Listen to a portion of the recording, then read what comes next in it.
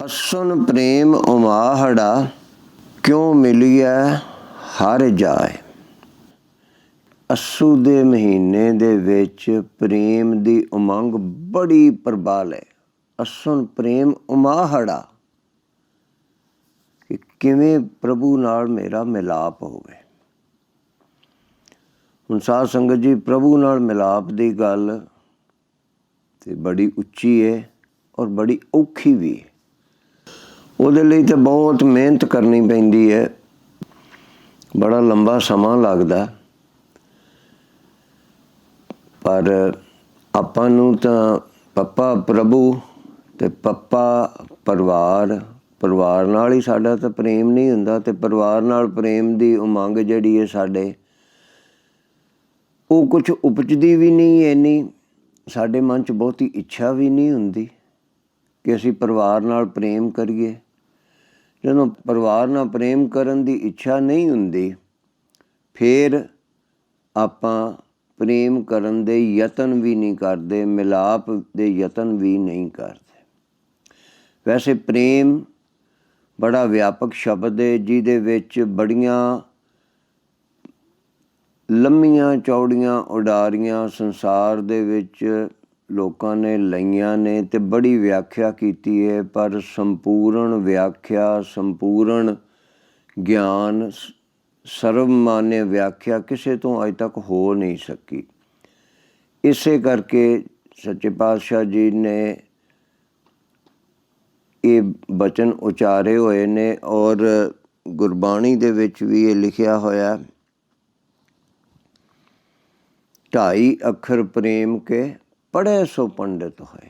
ਅੱਧਾ ਰਾਰਾ ਜਿਹੜਾ ਨਾ, ਉਹਦੇ ਕਰਕੇ ਇਹਨੂੰ ਲਿਖਿਆ ਹੈ ਕਿ 2.5 ਅੱਖਰ ਨੇ ਇਹਦੇ। ਜਿਹੜਾ ਪੜ੍ਹ ਲਵੇ ਫਿਰ ਉਹ ਪੂਰਾ ਹੀ ਵਿਦਵਾਨ ਹੋ ਜਾਂਦਾ ਹੈ। ਪੰਡਿਤ ਤੋਂ ਇੱਥੇ ਭਾਵ ਬ੍ਰਾਹਮਣ ਜਾਤੀ ਤੋਂ ਨਹੀਂ, ਇੱਥੇ ਪੰਡਿਤ ਤੋਂ ਭਾਵ ਪੂਰਨ ਗਿਆਨੀ ਤੋਂ ਹੈ। ਨਾ ਉਹ 2.5 ਅੱਖਰ ਕਿਸੇ ਤੋਂ ਪੜ੍ਹੇ ਜਾਣ ਤੇ ਨਾ ਕੋਈ ਪੂਰਨ ਗਿਆਨੀ ਬਣੇ। ਇਸ ਕਰਕੇ ਪੱਪਾ ਪ੍ਰੇਮ, ਪੱਪਾ ਪੂਰਨ, ਪੱਪਾ ਪ੍ਰਭੂ ਤੇ ਪੱਪਾ ਹੀ ਪਰਿਵਾਰ। ਆਪਾਂ ਪਰਿਵਾਰ ਦੇ ਵਿੱਚ ਤੇ ਪ੍ਰੇਮ ਦਾ ਕੁਛ ਪ੍ਰੇਮ ਦਾ ਆਪਾਂ ਪੱਪਾ ਪ੍ਰਵਾਹ ਉਹ ਚਲਾਈਏ। ਉਹਦੇ ਨਾਲ ਪ੍ਰੇਮ ਦੇ ਪ੍ਰਵਾਹ ਦੇ ਨਾਲ ਜਿਹੜੀ ਕਲੇਸ਼ ਦੀ ਪ੍ਰਚੰਡ ਅਗਨੀ ਹੈ, ਉਹ ਕੁਛ ਤਾਂ ਸ਼ਾਂਤ ਹੋਵੇਗੀ। ਕਰਕੇ ਵੇਖੋ, ਨੁਕਸਾਨ ਨਹੀਂ ਹੋਣ ਵਾਲਾ।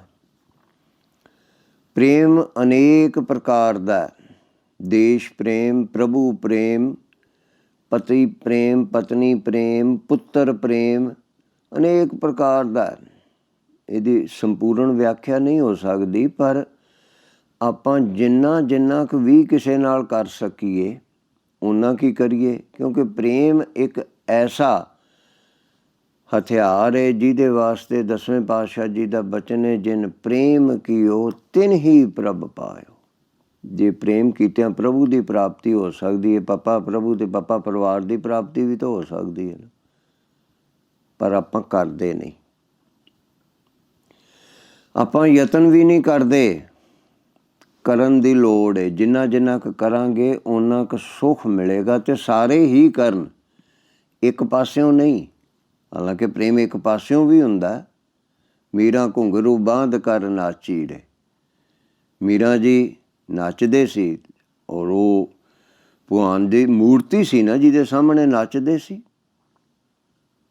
ਤੇ ਉੱਥੇ ਭਗਵਾਨ ਅੱਗੋਂ ਮੂਰਤੀ ਰੂਪ ਦੇ ਵਿੱਚ ਉਹ ਵਿਰਾਜਮਾਨ ਸੀ। ਭਾਵੇਂ ਉਹ ਸਰਵ ਵਿਆਪਕ ਹੈ, ਪਰ ਅੱਗੋਂ ਵਾਪਸ ਪ੍ਰੇਮ ਕਰਨ ਵਾਲਾ ਕੋਈ ਨਹੀਂ ਸੀ। ਸੋ ਇਸ ਕਰਕੇ ਪ੍ਰੇਮ ਦੇ ਅਨੇਕ ਰੂਪ ਨੇ ਔਰ ਸਮੇਂ ਨਾਲ ਪ੍ਰੇਮ ਦੀ ਵਿਆਖਿਆ ਬਦਲਦੀ ਹੈ। ਕਿਸੇ ਵੀ ਮਨੁੱਖ ਦੀ ਮਨ ਦੀ ਪਰਿਸਥਿਤੀ ਕਦੀ ਇੱਕੋ ਜਿਹੀ ਨਹੀਂ ਰਹਿੰਦੀ। ਮਨ ਦੇ ਵਿਚਾਰ ਇੱਕੋ ਜਿਹੇ ਨਹੀਂ ਰਹਿੰਦੇ। ਸਾਡੀਆਂ ਪਰਿਸਥਿਤੀਆਂ, ਸਾਡੇ ਹਾਲਾਤ ਵੀ ਸਦਾ ਹੀ ਪਰਿਵਰਤਿਤ ਹੁੰਦੇ ਨੇ, ਬਦਲਦੇ ਨੇ। ਇਸੇ ਤਰ੍ਹਾਂ ਮਨ ਦੇ ਵਿਚਾਰ ਵੀ ਬਦਲਦੇ ਨੇ, ਲਗਾਤਾਰ ਹੀ ਬਦਲਦੇ ਨੇ, ਪਰ ਸਾਨੂੰ ਪਤਾ ਨਹੀਂ ਲੱਗਦਾ। ਦੂਜਿਆਂ ਬਾਰੇ ਤਾਂ ਪਤਾ ਲੱਗਦਾ, ਆਪਣੇ ਬਾਰੇ ਨਹੀਂ ਪਤਾ ਲੱਗਦਾ। ਸੋ ਇੱਕ ਪਾਸੜ ਪ੍ਰੇਮ ਵੀ ਹੈ ਅਤੇ ਦੋ ਪਾਸੇ ਦਾ ਪ੍ਰੇਮ ਵੀ ਹੈ। ਤੇ ਪ੍ਰੇਮ ਦੇ ਕਈ ਰੂਪ ਨੇ। ਸੱਚੇ ਪਾਤਸ਼ਾਹ ਨੇ, ਸਤਿਗੁਰੂ ਗੋਬਿੰਦ ਸਿੰਘ ਸੱਚੇ ਪਾਤਸ਼ਾਹ ਜੀ ਸ੍ਰੀ ਦਸਮ ਗ੍ਰੰਥ ਸਾਹਿਬ ਜੀ ਦੇ ਵਿੱਚ ਕ੍ਰਿਸ਼ਨ ਅਵਤਾਰ ਦੇ ਵਿੱਚ ਇੱਕ ਸਵਈਆ ਲਿਖਦੇ ਨੇ। ਜਿਹੜੇ ਵੀ ਸੱਜਣਾਂ ਨੂੰ ਪ੍ਰੇਮ ਦੀ ਕੁਛ ਜਾਣਕਾਰੀ ਚਾਹੀਦੀ ਹੋਵੇ ਉਹ ਉਹਨੂੰ ਪੜ੍ਹੋ, ਨਾਲੇ ਕਵਿਤਾ ਦਾ ਆਨੰਦ ਮਾਣੋ ਅਤੇ ਨਾਲੇ ਉਸ ਬਾਣੀ ਨੂੰ ਪੜ੍ਹ ਕੇ ਸ਼ਰਧਾ ਨਾਲ ਬਾਣੀ ਦਾ ਵੀ ਆਨੰਦ ਲਓ। ਬੜੀ ਗਿਆਨਪੂਰਵਕ ਬਾਣੀ ਹੈ ਔਰ ਬੜੀ ਪ੍ਰੇਮ ਦੀ ਭਿੱਜੀ ਹੋਈ ਹੈ। ਭਗਵਾਨ ਕ੍ਰਿਸ਼ਨ ਜੀ ਅਤੇ ਗੋਪੀਆਂ ਦਾ ਪ੍ਰੇਮ ਉਹਦੇ ਵਿੱਚ ਵਿਆਖਿਆ ਕੀਤੀ ਹੋਈ ਹੈ। ਉਸ ਕ੍ਰਿਸ਼ਨ ਅਵਤਾਰ ਦੇ ਵਿੱਚ ਇੱਕ ਸਵਈਆ ਸੱਚੇ ਪਾਤਸ਼ਾਹ ਲਿਖਦੇ ਨੇ। ਜਿਹੜੇ ਆਪਣੇ ਗੁਰਬਾਣੀ ਦੇ ਵਿੱਚ ਖੋਜ ਕਰਨੀ ਚਾਹੁਣ, ਗੁਰਬਾਣੀ ਐਪ ਦੇ ਵਿੱਚ ਉਹ ਇਹਦੇ ਤੋਂ ਖੋਜ ਕਰ ਸਕਦੇ ਨੇ। ਅਥ ਚਤੁਰ ਪੁਰਖ ਭੇਦ ਕਥਨੰ। ਉੱਥੇ ਪਹਿਲੀ ਤੋਂ ਕਿ ਨਰ ਏਕ ਅਕੀਨ ਹੀ ਪ੍ਰੀਤ ਕਰੈ। ਨਰ ਏਕ ਅਕੀਨ ਹੀ ਪ੍ਰੀਤ ਕਰੈ। ਇੱਕ ਕੀਨ ਕਰੈ, ਇੱਕ ਕੀਨ ਜੋ ਜਾਣੈ। ਇੱਕ ਉਹ ਨੇ ਜਿਹੜੇ ਬਿਨਾਂ ਕਿਸੇ ਦੇ ਕੀਤੇ ਤੋਂ ਹੀ ਇੱਕ ਤਰਫਾ ਪਿਆਰ ਕਰੀ ਜਾਂਦੇ ਨੇ। ਯਾਰ ਏਕ ਅਕੀਨ ਹੀ ਪ੍ਰੀਤ ਕਰੈ। ਉਹ ਬਿਨਾਂ ਕਿਸੇ ਦੇ ਕੀਤੇ ਤੋਂ ਕਰੀ ਜਾਂਦੇ ਨੇ। ਅਗਲਾ ਕਰੇ ਜਾਂ ਨਾ ਕਰੇ, ਕਿਉਂਕਿ ਦੇਸ਼, ਜਿਵੇਂ ਦੇਸ਼ ਤਾਂ ਮਿੱਟੀ ਦਾ ਟੁਕੜਾ ਹੈ ਨਾ, ਦੇਸ਼ ਤਾਂ ਨਹੀਂ ਅੱਗੋਂ ਕਰਦਾ ਕਿਸੇ ਨੂੰ। ਪਰ ਜਿਹੜੇ ਦੇਸ਼ ਵਾਸਤੇ ਜਾਨ ਦੇ ਦਿੰਦੇ ਨੇ, ਆਪਣਾ ਸਾਰਾ ਪਰਿਵਾਰ, ਆਪਣਾ ਧਨ ਦੌਲਤ ਸਭ ਕੁਛ ਵਾਰ ਦਿੰਦੇ ਨੇ। ਨਰ ਏਕ ਅਕੀਨ ਹੀ ਪ੍ਰੀਤ ਕਰੈ, ਇੱਕ ਕੀਨ ਕਰੈ। ਇੱਕ ਪ੍ਰੇਮ ਕੀਤੇ ਹੋਏ ਨੂੰ ਜਾਣਦੇ ਨੇ, ਮਹਿਸੂਸ ਕਰਦੇ ਨੇ ਅਤੇ ਉਹਦੇ ਅੱਗੋਂ ਇੰਨਾ ਕੁ ਦੱਸਦੇ ਨੇ ਕਿ ਹਾਂ ਤੂੰ ਮੈਨੂੰ ਪ੍ਰੇਮ ਕਰਦਾ ਅਤੇ ਠੀਕ ਹੈ, ਚੰਗੀ ਗੱਲ ਹੈ। ਜਾਂ ਕੀਤੇ ਹੋਏ ਦੇ ਅੱਗੋਂ ਫਿਰ ਉਹ ਪ੍ਰੇਮ ਨੂੰ ਪ੍ਰੇਮ ਪ੍ਰਤੀ ਪ੍ਰੇਮ ਕਰਦੇ ਨੇ। ਅਤੇ ਇੱਕ ਉਹ ਨੇ ਨਰ ਏਕ ਅਕੀਨ ਹੀ ਪ੍ਰੀਤ ਕਰੈ, ਇੱਕ ਕੀਨ ਕਰੈ। ਇੱਕ ਉਹ ਨੇ ਜਿਹੜੇ ਕੀਤੇ ਹੋਏ ਪ੍ਰੇਮ ਦਾ ਉਪਕਾਰ ਜਾਣਦੇ ਨੇ। ਪ੍ਰੇਮ ਨਹੀਂ ਕਰਦੇ, ਪਰ ਉਹ ਕੀਤੇ ਹੋਏ ਪ੍ਰੇਮ ਦਾ ਉਪਕਾਰ ਜਾਣਦੇ ਨੇ ਅਤੇ ਉਹਨੂੰ ਅੱਗੋਂ ਕੁਛ ਦਿੰਦੇ ਵੀ ਨੇ ਪ੍ਰੇਮ ਕਰਨ ਵਾਲੇ ਨੂੰ, ਪਰ ਉਹ ਪ੍ਰੇਮ ਨਹੀਂ ਕਰਦੇ। ਉਹ ਮਹਿਸੂਸ ਕਰਦੇ ਨੇ ਕਿ ਮੈਨੂੰ ਕੋਈ ਪ੍ਰੇਮ ਕਰਦਾ। ਠੀਕ ਹੈ ਬਈ, ਚੰਗੀ ਗੱਲ ਹੈ। ਸੋ ਇਹ ਤਿੰਨ ਤਰ੍ਹਾਂ ਦੀ ਵਿਆਖਿਆ ਸੱਚੇ ਪਾਤਸ਼ਾਹ ਨੇ ਕੀਤੀ ਹੈ। ਨਰ ਏਕ ਅਕੀਨ ਹੀ ਪ੍ਰੀਤ ਕਰੈ, ਇੱਕ ਕੀਨ ਕਰੈ, ਇੱਕ ਕੀਨ ਜੋ ਜਾਣੈ। ਭਾਵ ਕੀਤੀ ਹੋਈ ਨੂੰ ਜਾਣਦੇ ਨੇ। ਤੇ ਅਗਲੀ ਤੁਕ ਬੜੀ ਹੀ ਰੋਚਕ ਹੈ। ਉਹਦੇ ਵਿੱਚ ਸੱਚੇ ਪਾਤਸ਼ਾਹ ਬਚਨ ਕਰਦੇ ਨੇ, ਸੋ ਨਰ ਮੂੜ ਬਿਖੈ ਕਹੀਐ ਜਗ। ਸੋ ਨਰ ਮੂੜ ਬਿਖੈ ਕਹੀਐ ਜਗ। ਜੱਗ ਦੇ ਵਿੱਚ, ਸੰਸਾਰ ਵਿੱਚ ਉਹਨਾਂ ਲੋਕਾਂ ਨੂੰ ਮਹਾਮੂਰਖ ਕਿਹਾ ਜਾਂਦਾ ਹੈ। ਕਿਹੜਿਆਂ ਨੂੰ? ਜੋ ਨਰ ਰੰਚ ਨਾ ਪ੍ਰੀਤ ਪਛਾਨੈ। ਜਿਹੜੇ ਰੰਚ ਭਾਵ ਜਰਾ ਕੁ ਵੀ ਜਿਹੜੇ ਪ੍ਰੇਮ ਨੂੰ ਪਹਿਚਾਣਦੇ ਨਹੀਂ, ਜਿਨ੍ਹਾਂ ਦੇ ਅੰਦਰ ਪ੍ਰੇਮ ਹੀ ਨਹੀਂ ਹੈਗਾ, ਜਿਨ੍ਹਾਂ ਨੂੰ ਉੱਕਾ ਹੀ ਪਹਿਚਾਣ ਨਹੀਂ ਪ੍ਰੇਮ ਦੀ, ਉਹ ਮਹਾਮੂਰਖ ਕਿਹਾ ਇੱਥੇ ਸੱਚੇ ਪਾਤਸ਼ਾਹ ਨੇ। ਸੋ ਇਹ ਚਰਚਾ ਭਗਵਾਨ ਸ਼੍ਰੀ ਕ੍ਰਿਸ਼ਨ ਚੰਦਰ ਜੀ ਦੁਆਪਰ ਦੇ ਸਤਿਗੁਰੂ ਗੋਪੀਆਂ ਦੇ ਨਾਲ ਕਰਦੇ ਪਏ ਨੇ। ਸੋ ਸਾਧ ਸੰਗਤ ਜੀ, ਇਸ ਕਰਕੇ ਪ੍ਰੇਮ ਦੇ ਕਈ ਰੂਪ ਨੇ ਅਤੇ ਪ੍ਰੇਮ ਦੇ ਨਾਲ ਹੀ ਸੰਸਾਰ ਬੱਝਾ ਤੁਰਿਆ ਆਉਂਦਾ। ਜਿੰਨਾ ਕੁ ਪ੍ਰੇਮ ਆਪਾਂ ਵਧਾ ਲਵਾਂਗੇ ਓਨੇ ਕੁ ਆਪਾਂ ਵੀ ਸੁਖੀ ਹੋ ਜਾਵਾਂਗੇ। ਜਿੱਥੇ ਪ੍ਰੇਮ ਆਉਂਦਾ ਉੱਥੇ ਸੁੱਖ ਹੀ ਸੁੱਖ। ਇੱਕ ਥਾਂ 'ਤੇ ਆਦਿ ਬਾਣੀ ਵਿੱਚ ਸਤਿਗੁਰੂ ਜੀ ਨੇ ਲਿਖਿਆ ਹੋਇਆ, ਪ੍ਰੇਮ ਪਦਾਰਥ ਪਾਈਐ, ਪ੍ਰੇਮ ਪਦਾਰਥ ਪਾਈਐ ਗੁਰਮੁਖ ਤਤ ਵਿਚਾਰ। ਪ੍ਰੇਮ ਪਦਾਰਥ ਦੀ ਪ੍ਰਾਪਤੀ, ਪੱਪਾ ਪ੍ਰੇਮ, ਪੱਪਾ ਪਦਾਰਥ ਤੇ ਪੱਪਾ ਪ੍ਰਾਪਤੀ। ਪ੍ਰੇਮ ਪਦਾਰਥ ਪਾਈਐ ਗੁਰਮੁਖ ਤੱਤ ਵਿਚਾਰ। ਉਹ ਤੱਤ ਨੂੰ ਵਿਚਾਰਨਾ ਜਿਹੜਾ ਨਾ ਉਹ ਅਤਿਅੰਤ ਆਵਸ਼ਕ ਹੈ, ਉਹ ਬਹੁਤ ਜ਼ਰੂਰੀ ਹੈ ਕਿ ਕੌਣ ਮੈਨੂੰ ਪ੍ਰੇਮ ਕਰਦਾ ਹੈ ਤੇ ਮੈਂ ਕਿੰਨਾ ਕੁ ਕਿਸੇ ਨੂੰ ਕਰਦਾ, ਔਰ ਪ੍ਰੇਮ ਕਿਸ ਤਰ੍ਹਾਂ ਕਰਨਾ। ਇੱਕ ਕਵੀ ਨੇ ਲਿਖਿਆ ਹੈ, होने को तो इश्क हो जाता है, होने को तो इश्क हो जाता है, इश्क कमाने को अकल चाहिए। ਉਹ ਅਕਲ ਦੀ ਲੋੜ ਹੈ ਵਰਤਣ ਦੀ ਕਿ ਕਿਹੜੇ ਮੌਕੇ 'ਤੇ ਮੈਂ ਆਪਣੇ ਪ੍ਰੀਤਮ ਦੇ ਨਾਲ, ਆਪਣੇ ਪਰਿਵਾਰ ਦੇ ਨਾਲ ਪ੍ਰੇਮ ਦਾ ਕਿਹੜਾ ਰੂਪ ਮੈਂ ਪੇਸ਼ ਕਰਨਾ, ਕਿਹੜਾ ਰੂਪ ਦਰਸਾਉਣਾ ਹੈ ਅਤੇ ਕਿਹੜਾ ਰੂਪ ਮੈਂ ਪ੍ਰਾਪਤ ਕਰਨਾ ਹੈ, ਅਤੇ ਕੌਣ ਕਿਸ ਤਰ੍ਹਾਂ ਦਾ ਪ੍ਰੇਮ ਕਰ ਰਿਹਾ। ਅੰਦਰ ਖਾਲੀ ਪ੍ਰੇਮ ਬਿਨ, ਅੰਦਰ ਖਾਲੀ ਪ੍ਰੇਮ ਬਿਨ ਢਹਿ ਢੇਰੀ ਤਨ ਛਾਰ। ਜਿਹਦੇ ਅੰਦਰ ਪ੍ਰੇਮ ਨਹੀਂ ਹੈਗਾ ਨਾ, ਉਹ ਤੇ ਸਵਾਹ ਦੀ ਢੇਰੀ ਵਾਂਗੂ ਹੈ, ਖਾਲੀ ਹੈ। ਜਿਹੜੀ ਤੁਕ 10ਵੇਂ ਪਾਤਸ਼ਾਹ ਜੀ ਦੀ ਮੈਂ ਆਪ ਜੀ ਨੂੰ ਬੇਨਤੀ ਕੀਤੀ ਸੀ, ਸੋ ਨਰ ਮੂੜ ਵਿਖੈ ਕਹੀਐ ਜਗ, ਜੋ ਨਰ ਰੰਚ ਨ ਪ੍ਰੀਤ ਪਛਾਨ।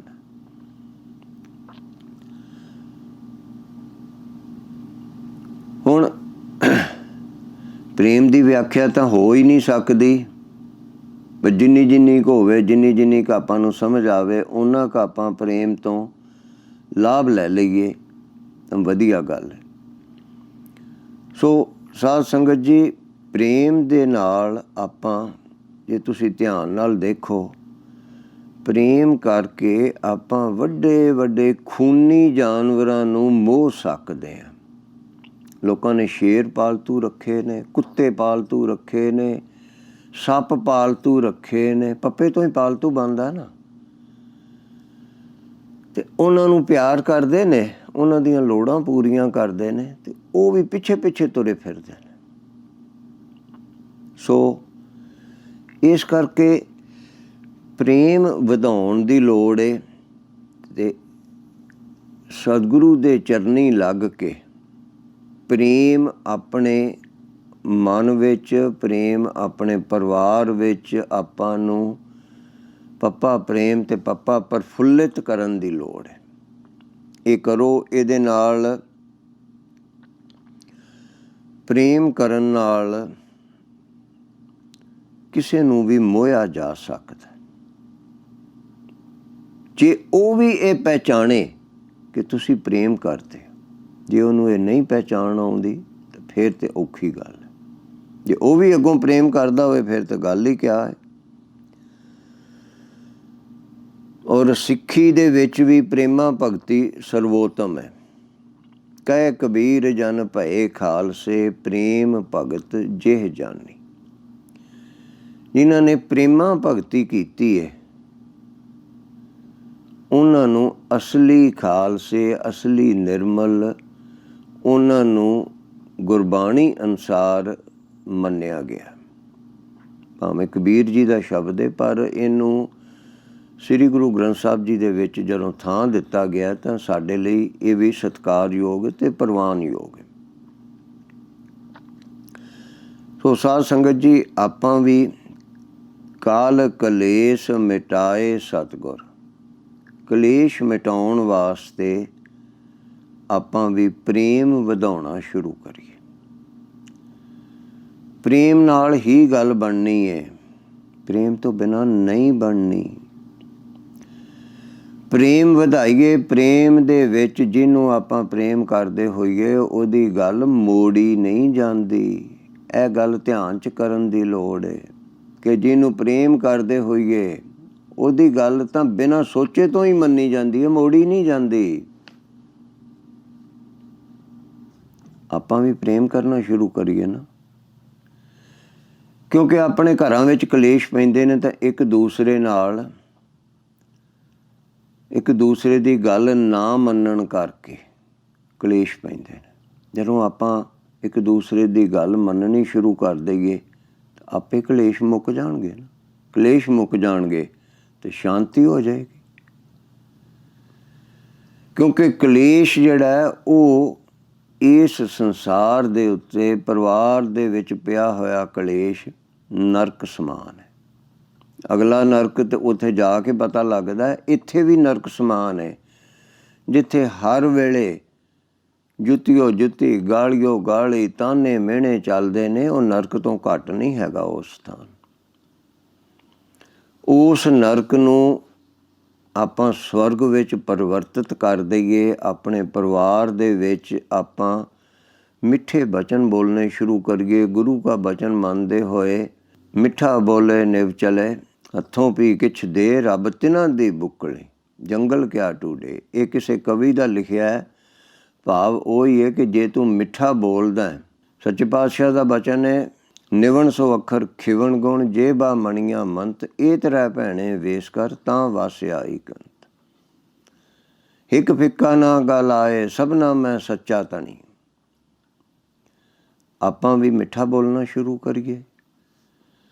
ਕਿਸੇ ਤੋਂ ਗਲਤੀ ਹੋ ਜਾਵੇ, ਕਦੀ ਕਦਾਈ ਜਾਣ ਕੇ ਹੋ ਜਾਏ, ਭੁਲੇਖੇ ਨਾਲ ਹੋ ਜਾਵੇ, ਉਹਨੂੰ ਖਿਮਾ ਕਰੀਏ। ਕੌੜੇ ਬਚਨ, ਤਾਨੇ ਮਿਹਣੇ ਨਾ ਦਈਏ, ਗੱਲ ਸਮਝਾਉਣ ਦਾ ਯਤਨ ਕਰੀਏ। ਜਦੋਂ ਆਪਾਂ ਇਹ ਆਨੇ ਨਾ, ਤੈਨੂੰ ਤੇ ਆਉਂਦਾ ਹੀ ਕੱਖ ਨਹੀਂ, ਤੈਨੂੰ ਅਕਲ ਹੀ ਨਹੀਂ, ਤੈਨੂੰ ਤੇ ਆਉਣਾ ਹੀ ਨਹੀਂ, ਉਹ ਜਿੰਨਾ ਕੁ ਆਉਂਦਾ ਹੁੰਦਾ ਉਹਨੂੰ ਉਹ ਵੀ ਭੁੱਲ ਜਾਂਦਾ। ਉਹਦੀ ਬਜਾਏ ਜੇ ਆਪਾਂ ਸਮਝਾਈਏ ਕਿ ਆਹ ਕੰਮ ਇਸ ਤਰ੍ਹਾਂ ਨਹੀਂ, ਇਸ ਤਰ੍ਹਾਂ ਕਰਨਾ। ਆਪਾਂ ਸਾਰਿਆਂ ਦੇ ਵਿੱਚ, ਹਰ ਮਨੁੱਖ ਦੇ ਵਿੱਚ, ਹਰ ਜੀਵ ਜੰਤੂ ਦੇ ਵਿੱਚ ਕੁਛ ਐਸੀਆਂ ਗੱਲਾਂ ਨੇ ਜਿਹੜੀਆਂ ਸਾਨੂੰ ਨਹੀਂ ਆਉਂਦੀਆਂ। ਉਹ ਸਾਨੂੰ ਕੋਈ ਸਿਖਾ ਦੇਵੇ ਤੇ ਆਪਾਂ ਨੂੰ ਸਿੱਖ ਲੈਣੀਆਂ ਚਾਹੀਦੀਆਂ ਨੇ। ਪਰ ਸੰਪੂਰਨ ਤਾਂ ਕੋਈ ਵੀ ਨਹੀਂ ਹੈਗਾ ਸਾਡੇ ਵਿੱਚੋਂ। ਜਦੋਂ ਸਾਡੇ 'ਚੋਂ ਸੰਪੂਰਨ ਨਹੀਂ, ਆਪਾਂ ਇਹ ਪ੍ਰਵਾਨ ਕਰ ਲਈਏ ਕਿ ਮੈਨੂੰ ਦਾਲ ਵਧੀਆ ਨਹੀਂ ਬਣਾਉਣੀ ਆਉਂਦੀ, ਪਰ ਮੈਨੂੰ ਰੋਟੀ ਪਕਾਉਣੀ ਆਉਂਦੀ ਹੈ। ਦੂਸਰਾ ਜਣਾ ਪ੍ਰਵਾਨ ਕਰ ਲੈਂਦਾ ਕਿ ਮੈਨੂੰ ਰੋਟੀ ਪਕਾਉਣੀ ਆਉਂਦੀ, ਮੈਨੂੰ ਦਾਲ ਨਹੀਂ ਵਧੀਆ ਬਣਾਉਣੀ ਆਉਂਦੀ। ਤੀਸਰਾ ਕਹਿੰਦਾ ਕਿ ਮੈਨੂੰ ਦਾਲ ਬਣਾਉਣੀ ਆਉਂਦੀ ਹੈ, ਮੈਨੂੰ ਜਲੇਬੀਆਂ ਨਹੀਂ ਬਣਾਉਣੀਆਂ ਆਉਂਦੀਆਂ। ਇਹਦਾ ਮਤਲਬ ਇੱਕ ਇੱਕ ਚੀਜ਼ ਦੀ ਕਮੀ ਹੈਗੀ ਹੈ ਨਾ। ਕਿਸੇ ਨੂੰ ਕਾਰ ਚਲਾਉਣੀ ਨਹੀਂ ਆਉਂਦੀ, ਕਿਸੇ ਨੂੰ ਟਰੱਕ ਚਲਾਉਣਾ ਨਹੀਂ ਆਉਂਦਾ, ਕਿਸੇ ਨੂੰ ਹਵਾਈ ਜਹਾਜ਼ ਨਹੀਂ ਆਉਂਦਾ, ਕਿਸੇ ਨੂੰ ਸਾਈਕਲ ਵੀ ਨਹੀਂ ਆਉਂਦਾ ਮੇਰੇ ਵਾਂਗੂ। ਇਹ ਕੋਈ ਨਾ ਕੋਈ ਚੀਜ਼ਾਂ ਦੀ ਕਮੀ ਤਾਂ ਰਹਿੰਦੀ ਹੈ ਹਰ ਮਨੁੱਖ ਦੇ ਵਿੱਚ। ਇਸ ਕਰਕੇ ਕੋਈ ਵੀ ਸੰਪੂਰਨ ਨਹੀਂ ਹੈਗਾ। ਜਿਹੜੇ ਇੱਕ ਜਣੇ ਨੂੰ, ਜਿਹਨੂੰ ਇੱਕ ਚੀਜ਼ ਆਉਂਦੀ ਹੈ ਤੇ ਦੂਸਰੇ ਨੂੰ ਨਹੀਂ ਆਉਂਦੀ, ਉਹ ਸੋਚਦਾ ਕਿ ਮੈਨੂੰ ਆਉਂਦੀ ਤੇ ਇਹਨੂੰ ਕਿਉਂ ਨਹੀਂ ਆਉਂਦੀ, ਇਹਨੂੰ ਆਉਣੀ ਹੀ ਚਾਹੀਦੀ ਹੈ। ਇਹਨੂੰ ਇਹ ਨਹੀਂ ਪਤਾ ਲੱਗਦਾ ਕਿ ਕਈ ਚੀਜ਼ਾਂ ਮੈਨੂੰ ਵੀ ਤਾਂ ਨਹੀਂ ਆਉਂਦੀਆਂ। ਅਤੇ ਹਰ ਮਨੁੱਖ ਦੀ ਇੱਕ ਵਿਸ਼ੇਸ਼ਤਾ, ਇੱਕ ਯੋਗਤਾ ਹੁੰਦੀ ਹੈ ਕਿ ਜਿਸ ਕੰਮ ਦੇ ਵਿੱਚ ਉਹ ਵਿਸ਼ੇਸ਼ਤਾ ਪਾ ਕੇ ਉਹ ਮਹਾਰਤ ਹਾਸਲ ਕਰ ਸਕਦਾ, ਉਸ ਕੰਮ ਦੇ ਵਿੱਚ ਹੀ ਉਹ ਅੱਗੇ ਵੱਧ ਸਕਦਾ। ਹਰ ਕੰਮ ਦੇ ਵਿੱਚ ਹਰ ਮਨੁੱਖ ਅੱਗੇ ਨਹੀਂ ਵੱਧ ਸਕਦਾ। ਜਿਹੜੇ ਤੁਸੀਂ ਅਖਬਾਰਾਂ ਵਿੱਚ ਪੜ੍ਹਦੇ ਹੋ ਜਾਂ ਮੀਡੀਆ ਵਿੱਚ ਪੜ੍ਹਦੇ ਜਾਂ ਕਿਤੇ ਸੁਣਦੇ ਹੋ ਕਿ ਉਹ ਨਹੀਂ ਕੋਸ਼ਿਸ਼ ਕਰਨੀ ਚਾਹੀਦੀ ਹੈ, ਕੋਸ਼ਿਸ਼ ਕੀਤਿਆਂ ਸਭ ਕੁਛ ਪ੍ਰਾਪਤ ਹੋ ਜਾਂਦਾ, ਜੋ ਚਾਹੇ ਮਨੁੱਖ ਕਰ ਸਕਦਾ ਉਹ ਮਿਹਨਤ ਕਰਕੇ। ਵਾਧੂ ਗੱਲਾਂ ਨੇ, ਇਹਨਾਂ ਝੂਠਾਂ ਦੇ ਵਿੱਚ ਫਸਣ ਦੀ ਲੋੜ ਨਹੀਂ ਗੀ। ਜੋ ਚਾਹੇ ਸਾਨੂੰ ਨਹੀਂ ਪ੍ਰਾਪਤ ਹੋ ਸਕਦਾ। ਸਾਨੂੰ ਤਾਂ ਇੱਕ ਸੀਮਾ ਤੱਕ ਹੀ ਇੱਕ ਚੀਜ਼, ਕੋਈ ਮਤਲਬ ਵਿਸ਼ੇਸ਼ ਪ੍ਰਕਾਰ ਦੀਆਂ ਕੁਛ ਚੀਜ਼ਾਂ ਸਾਨੂੰ ਪ੍ਰਾਪਤ ਹੋ ਸਕਦੀਆਂ ਨੇ। ਉਹਦੇ ਵਾਸਤੇ ਸਾਨੂੰ ਵੱਖਰੀ ਵੱਖਰੀ ਮਿਹਨਤ ਕਰਨੀ ਪੈਂਦੀ ਹੈ। ਸੋ ਸਾਧ ਸੰਗਤ ਜੀ, ਆਪ ਜੀ ਇਹਨਾਂ ਚੀਜ਼ਾਂ ਵੱਲ ਉਚੇਚਾ ਧਿਆਨ ਦਿਓ ਜਿਹੜੀਆਂ ਪਿਛਲੇ ਕੁਛ ਦਿਨਾਂ ਵਿੱਚ ਮੈਂ ਬੇਨਤੀਆਂ ਕੀਤੀਆਂ ਨੇ। ਮਿੱਠਾ ਬੋਲਣਾ, ਕਿਸੇ ਨੂੰ ਖਿਮਾ ਕਰ ਦੇਣਾ, ਨਿਮਰਤਾ ਰੱਖਣੀ ਹੈ, ਸੰਤੋਖ ਸੰਜਮ ਰੱਖਣਾ ਅਤੇ ਤਾਨੇ ਮਿਹਣੇ ਨਹੀਂ ਦੇਣੇ, ਕਿਸੇ ਨੂੰ ਚੁਭਵੀਆਂ ਗੱਲਾਂ ਨਹੀਂ ਕਰਨੀਆਂ, ਜਨਾਨੀਆਂ ਨੂੰ ਕੁੱਟਣਾ ਨਹੀਂ ਹੈਗਾ, ਕਿਸੇ ਦੇ ਗੁਣ ਵੇਖ ਕੇ ਉਹਦੀ ਸ਼ੋਭਾ ਕਰਨੀ ਹੈ, ਕੋਈ ਵੀ ਹੈ ਭਾਵੇਂ। ਅਤੇ ਔਗਣ ਜਿਹੜੇ ਨੇ ਉਹ ਭੁਲਾਉਣ ਦੀ ਕੋਸ਼ਿਸ਼ ਕਰਨੀ ਹੈ। ਕਿਸੇ ਦੀ ਗਲਤੀ ਕੀਤੀ ਭੁਲਾਉਣੀ ਹੈ, ਔਰ ਕਿਸੇ ਦੀ ਚੰਗੀ ਕੀਤੀ ਨੂੰ ਭੁਲਾਉਣਾ ਨਹੀਂ। ਉਹਦੀਆਂ ਜਦੋਂ ਆਪਣੇ ਆਪ ਨੂੰ ਗੁੱਸਾ ਆਵੇ ਕਿਸੇ 'ਤੇ, ਉਦੋਂ ਕਿਸੇ ਨੇ ਜਿੰਨੀਆਂ ਕੁ ਚੰਗੀਆਂ ਕੀਤੀਆਂ ਹੋਣ ਉਹ ਚੇਤਾ ਕਰਕੇ ਆਪਣੇ ਮਨ ਨੂੰ ਸੁਖੀ ਕਰ ਲੈਣਾ ਹੈ। ਕਿਉਂਕਿ ਬਾਣੀ ਵਿੱਚ ਲਿਖਿਆ ਹੋਇਆ, ਅਕਿਰਤ ਘਣਾ ਕਉ ਰੱਖੈ ਨਾ ਕੋਈ, ਨਰਕ ਘੋਰ ਮੈਂ ਪਾਵਣਾ। ਜੇ ਆਪਾਂ ਕਿਸੇ ਦੀ ਚੰਗੀ ਕੀਤੀ ਭੁੱਲ ਜਾਂਦੇ ਹਾਂ ਤੇ ਅਕਿਰਤ ਘਣ ਬਣ ਜਾਂਦੇ ਹਾਂ।